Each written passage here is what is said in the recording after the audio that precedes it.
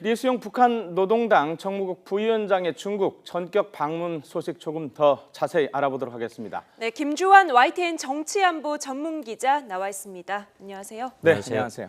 자, 우선 궁금한 게 전격 방문이라는 표현을 보면 뭔가 중요한 것 같은데 리수용 이 부위원장이 북한에서 어떤 임무를 맡고 있는 얼마나 중요한 일단 북한 인물입니까? 외교를 총괄하는 예. 제일 높은 사람이다. 나이는 81살이고요. 80에 평양 외국어대학 불어과를 나와서 예. 북한 외무상을 했는데 지금 노동당 국제담당 부위원장, 그러니까 밑에 이용호라는 사람이 외무상을 됐는데 그보다 당 위의 국가이기 때문에 더 높은 김정일, 김정은 두 세대에 걸쳐서 굉장히 총애를 받는 그런 인물로 거론되고 있습니다. 예. 네, 나이도 상당히 고령이고 네. 이제 고위 직급을 가지고 있는 인물인데요. 네.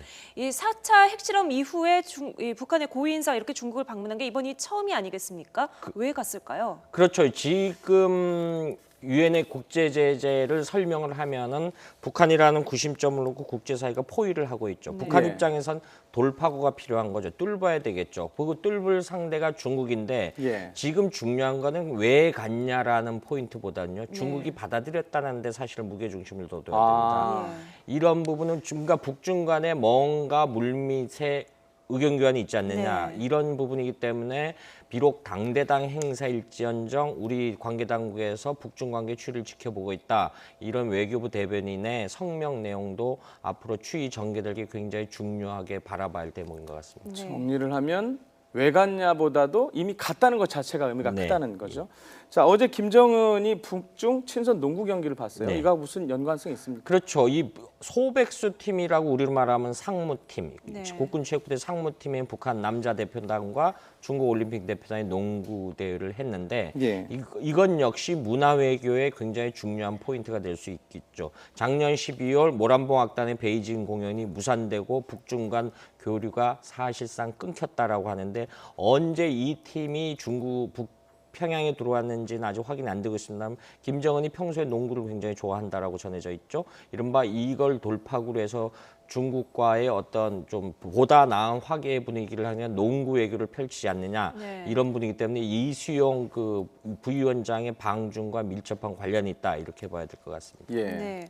이 북한의 4차 핵실험 이후에 중국과의 관계가 상당히 냉랭하지 않았습니까? 네. 아까 김주환 기자께서 물밑 접촉이 있었을 것이다 이번 네. 방문에 이런 말씀도 하셨는데 이번 방문이 앞으로 이 북중 관계에 어떤 영향을 미칠 거라고 보십니까? 굉장히 그 북중 관계는 좋은 시그널이지만 역설적으로 우리한테는 대북 제재를 주도하는 당사국인 우리한테는 사실상 좀 여러 가지 여파를 미칠 수 있는 그런 네. 신호로 봐야 될 것 같습니다. 그 근거로는 물론 4차 핵실험 후에 북중 관계가 냉랭해졌고 지난달 초죠 13명의 북한 종업원들이 탈출을 했을 때 북한이 중국 보고 변절자라고 했습니다. 그런데 네. 그 이후로 5월 10일 날 당대회가 끝나고 나서 시진핑 명의의 그 축전을 평양에 보냈는데 이 용어를 굉장히 잘 봐야 됩니다. 우리가 시진핑 주석이라고 하는데 중국 공산당 중앙위원회 총석이 명의로 북한 노동당 위원장 김정은 앞 이렇게 돼 있고 양측 언론, 양국의 언론이 굉장히 대대적으로 보도를 한 적이 있습니다. 네.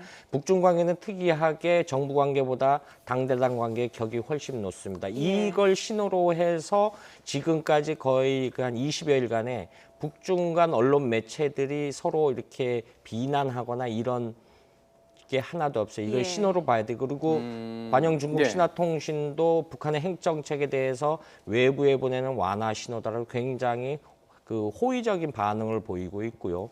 오늘 중국 외교부 대변인의 성명도 봐도 북한과는 좋게 지내는 이웃 관계다라고 했을 때 북중 관계 뭔가에 밀담이 있지 않느냐 이렇게 추론해 볼 수도 있죠. 예. 네, 그 문제는 거기까지 하고요. 그 북한이 오늘 무수단으로 추정되는 미사일을 또 발사를 했어요. 근데 또 실패했어요. 네. 저도 한 4번째인 것 같은데 왜 자꾸 쏘고 발사를 하는데 실패하는데 왜 자꾸 쏘는 거죠, 지금? 지난 3월에 김정은의 발언을 유심히 볼 필요 있습니다. 그 핵무기의 소형화, 다종화 필요하다. 이거는 북한에서의 교시입니다. 교시는 북한에서 헌법보다 위에 있는 겁니다. 관계자들은 무조건 이행해야 되는 측면이 있죠. 이 측면이 있음에도 불구하고 계속 그 발사를 하는데 같은 패턴으로 실패 현상이 나타나고 있어서 일단 KN-5A로 정리되는 이 중거리 무수단 미사일이 무기 체계로서의 기능을 신뢰도를 상실하지 않았느냐라는 이런 일각이 대세인데 사실은 일본 국내 그 군 전문가, 무기 체계 전문가들 사이에서는 이 실패 패턴이 너무 똑같아. 그래서 다른 용도의 어떤 실험을 하려고 하는지 않았느냐라는 이런 의구심도 없지 않아 있습니다. 그 북한도 이 무기 체계가 굉장히 발달돼 있는 나라인데 이 부분에 예. 역시 우리 군 당국도 예의주시하고 있는 것으로 그렇게 알고 있습니다. 예.